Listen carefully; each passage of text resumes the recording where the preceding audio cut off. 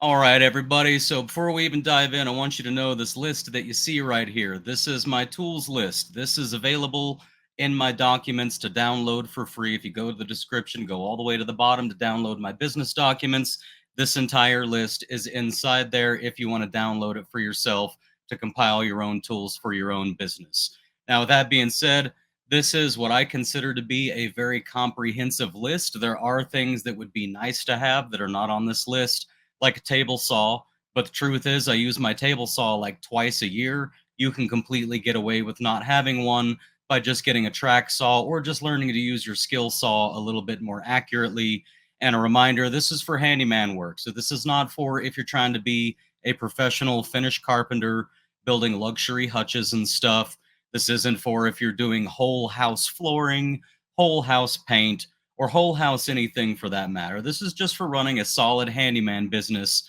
And this list is going to cover all the tools you need for electrical, plumbing, drywall, and flooring, and everything else, just not on the biggest scales. So, what we're going to do is I'm going to take you down the list. I'm probably going to bring up my Amazon store. I do have links here.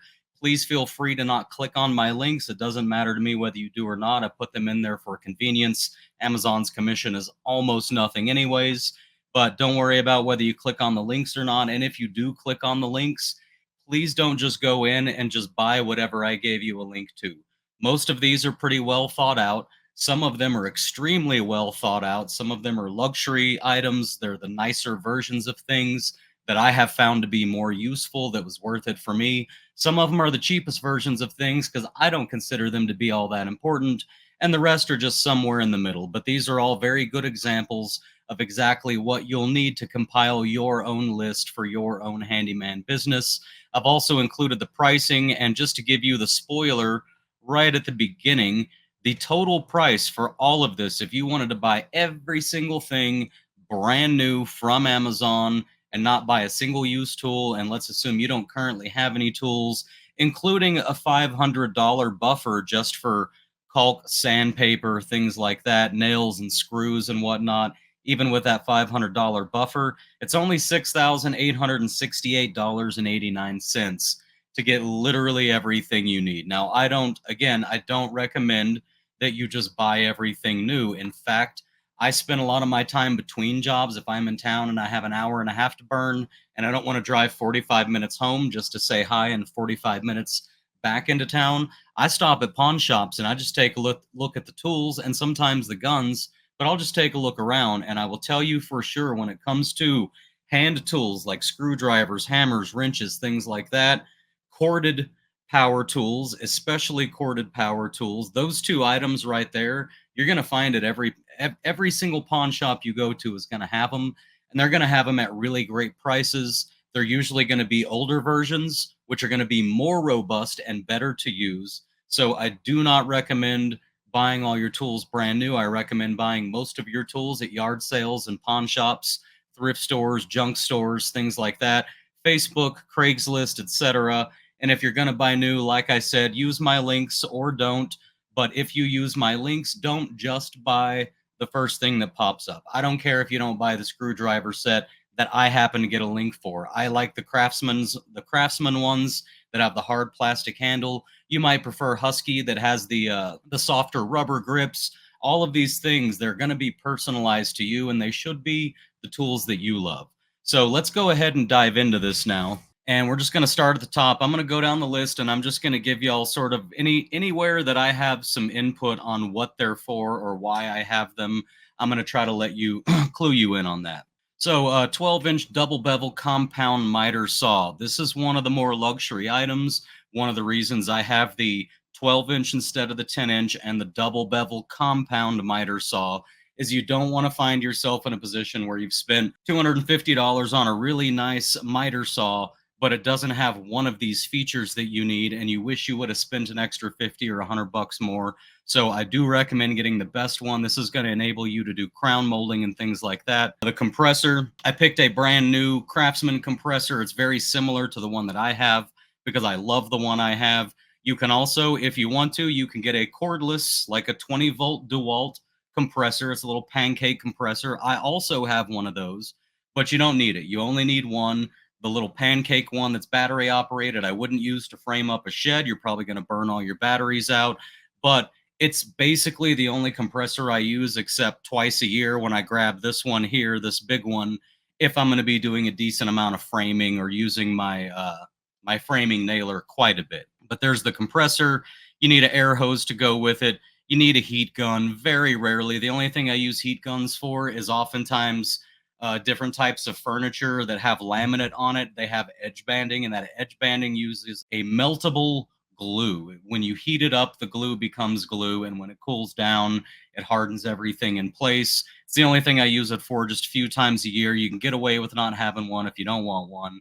An angle grinder with an 8-inch diamond blade. Now, this whole list that I'm on right here, this is corded or pneumatic tools. So you want a corded angle grinder with an 8-inch diamond blade specifically. And what this is for is cutting into block and brick and other types of masonry. You can also cut tile with it if you're careful, but you're not going to need to cut a lot of tile, and there's other tools for that as well. But this is going to be just for those big jobs where you're needing to cut into masonry really deeply. You also need the 8-inch diamond blade to go with it. You need a skill saw, obviously. You need a circular saw blade to go with your circular saw.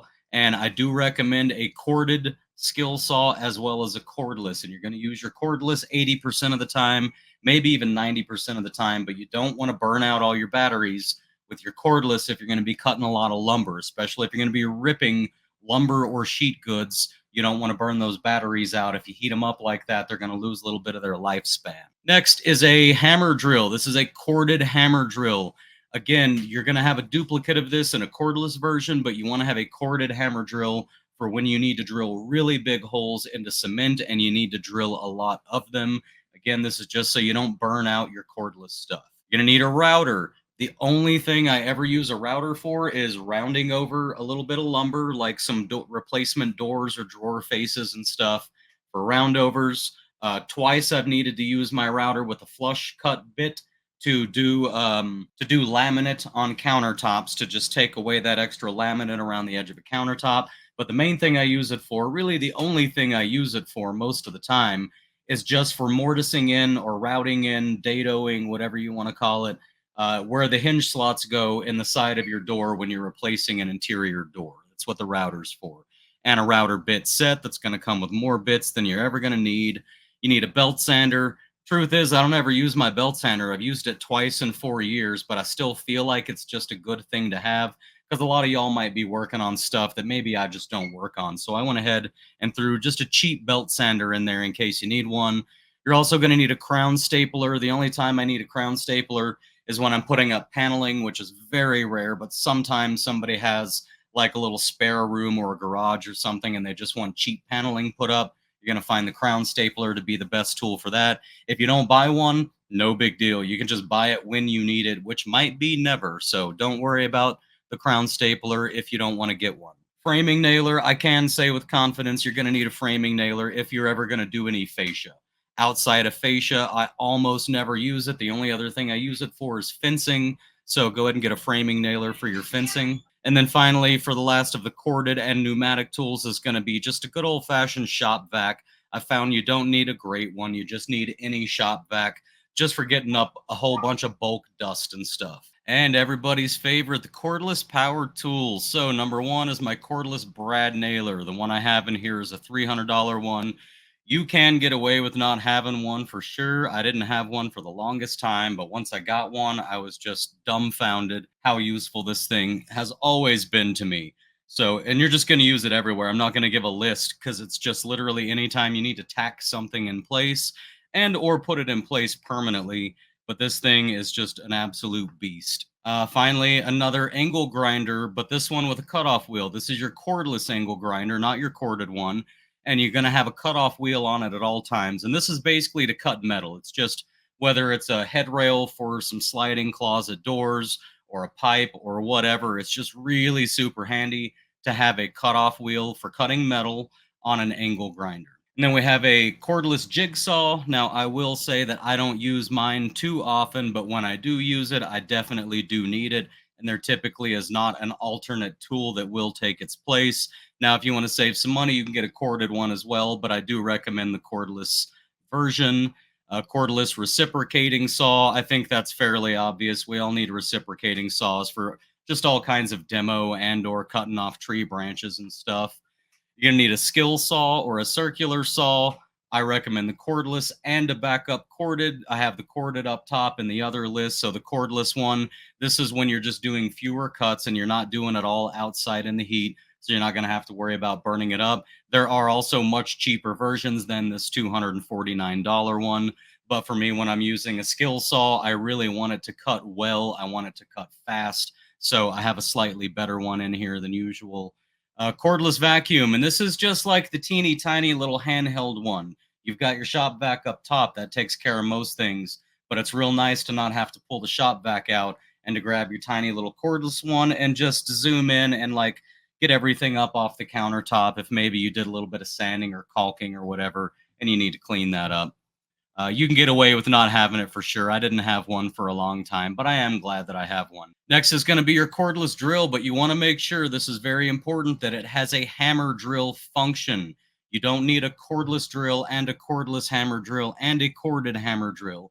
Get a corded hammer drill for the big jobs and get a cordless hammer drill that also functions as a regular drill for the smaller jobs, and just use them appropriately. Again, so you're not abusing your cordless tools too much. They're not built to take abuse the way that the corded versions are.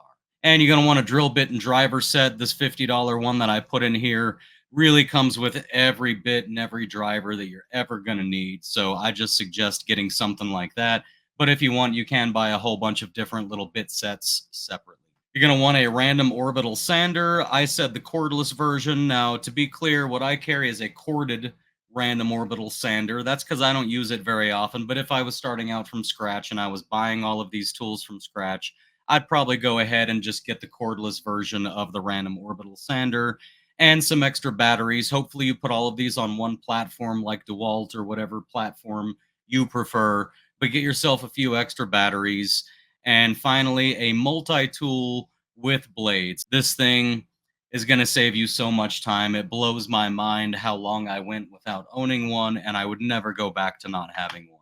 Next, let's jump into the hand tools. I'm not going to really say anything about these. I think we all understand what we need these tools for. You need a hammer, a sledgehammer, channel lock pliers, needle nose pliers, dikes, standard pliers, crescent wrenches, pipe wrenches, vice grips, a tape measure, Allen wrenches, and a screen spline tool. This is the only weird one on here, the screen spline tool. If you know what spline is, when you build a screen and you put the screen over the frame, it's got a little channel that the spline goes in to hold the screen in place. This is the tool that you would use to get that in there. Next section is manual saws and cutters. So I have titanium shears that are my absolute favorite. I've been using them forever.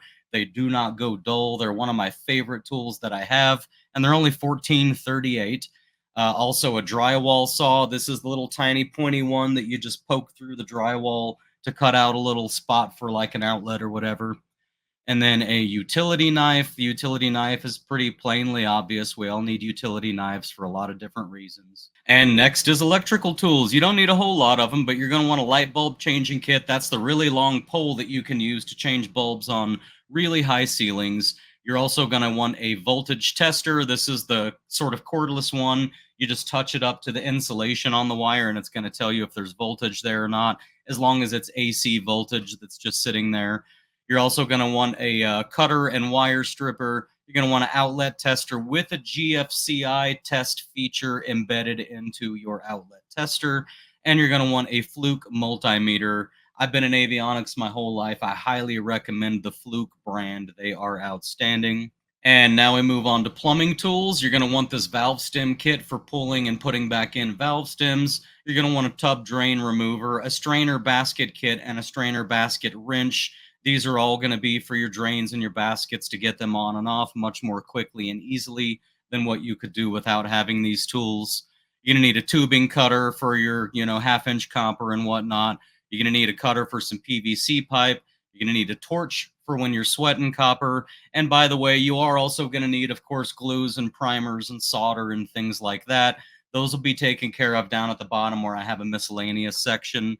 And you're going to need for plumbing a drain auger. This is just the handheld one, or you can hook your drill up to it. You don't need a big old roto-rooter setup.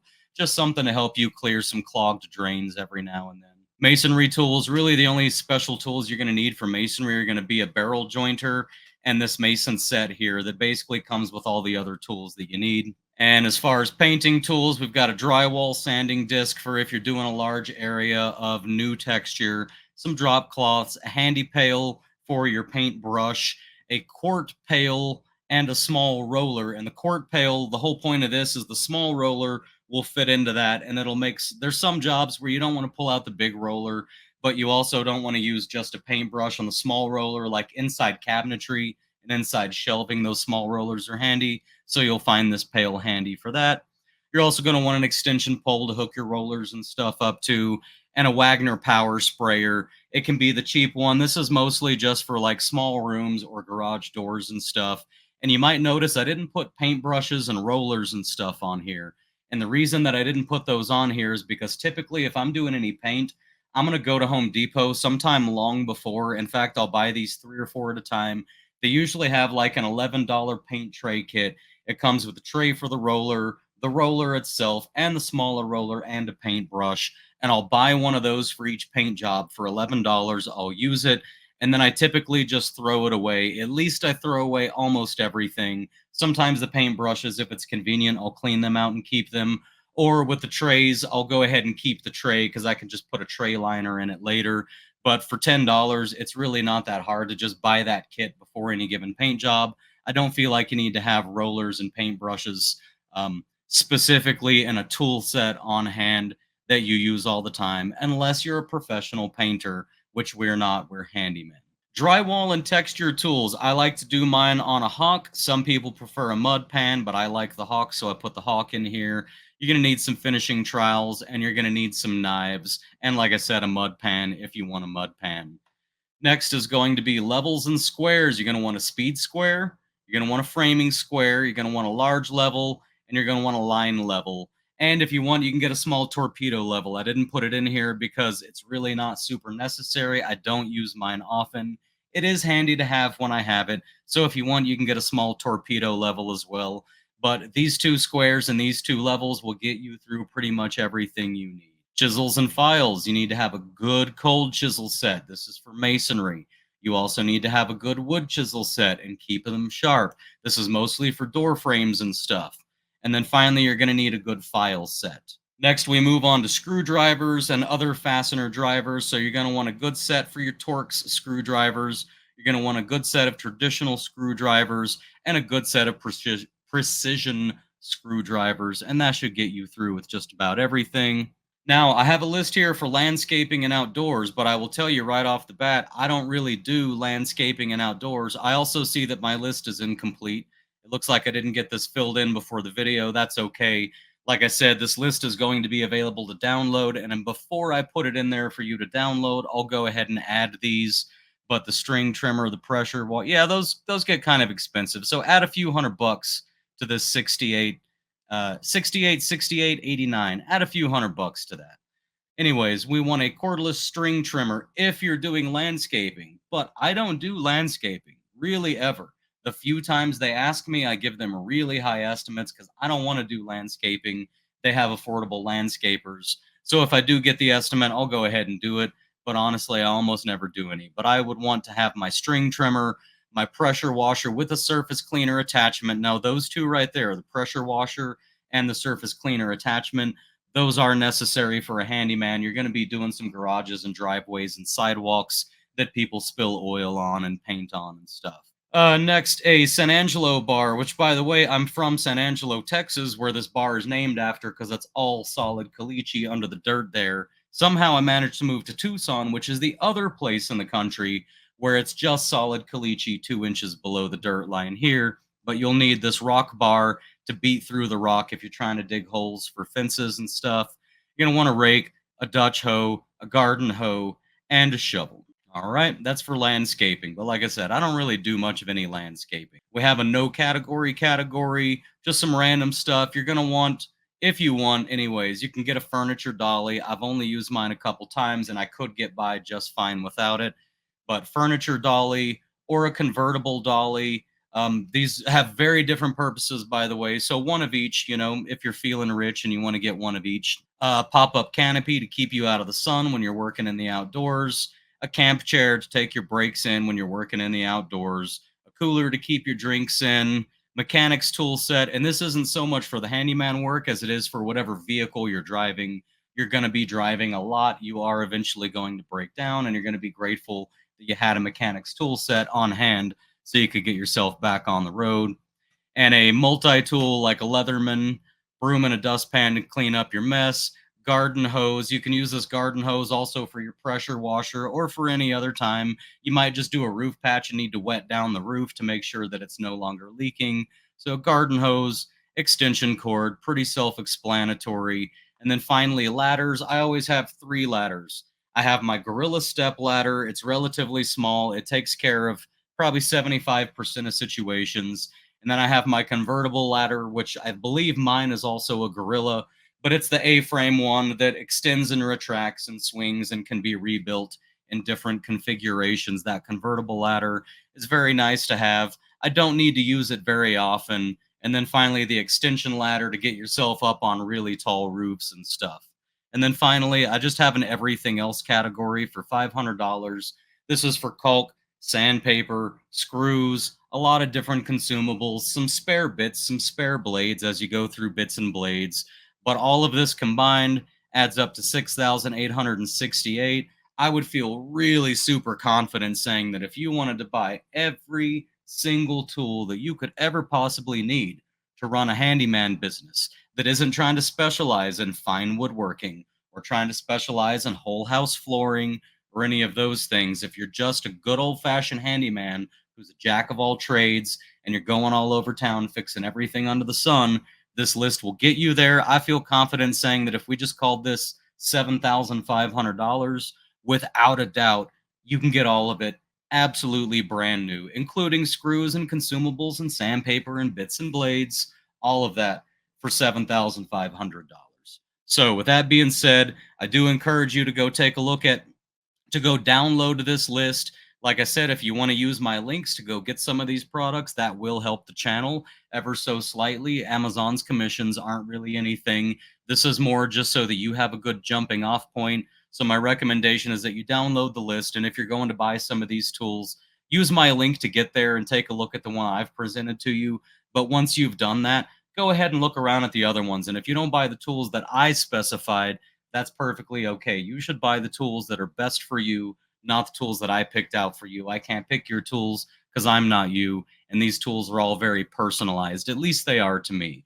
So one last thing I'd like you guys to do, if you can, is if you think I missed anything that's truly important that a handyman really has to have to be a handyman who's properly supplied, let me know. There is a small chance that I've left out maybe 2 or 3 small items. So if you guys let me know in the comments whatever you think I've missed, I can go back and add it to this list and keep this list updated so that when other handymen download the list in the future, they get a slightly more updated version that has even more of what they need on it. So with all that being said, I love you guys. I hope you're out there killing it, and I will see you on the next one.